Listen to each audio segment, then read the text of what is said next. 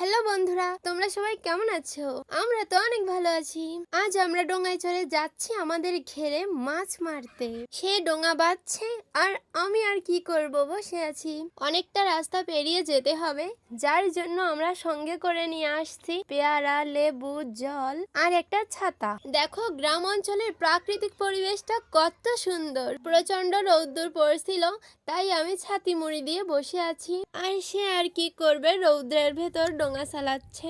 এখানে কচুরি পানার অনেক ফুল হয়েছে, দেখতে খুব সুন্দর লাগছে। ফাইনালি আমরা চলে আসছি। ওই যে তাল গাছ দেখা যাচ্ছে, ওখানেই আমাদের ঘেরের ভেতর চারো পাতা ছিল, সেই চারোগুলোই আমরা চাইতে আসছি। আজ কিছুই বাঁধলো না। এবার দেখো সে ডোঙা থেকে ঘেরের ভেতর নেমে পড়লো। ওরে বাবা, এই ঠান্ডা জলে দেখছো কত বড় বড় চারো। কিন্তু দুঃখের বিষয় আমরা 12-13 খানা চারো চাইছি, কিন্তু একখানো মাছ পেলাম না। তাই দুঃখী হয়ে এখন বাড়ি ফিরে যাই। আর তোমাদের বাই।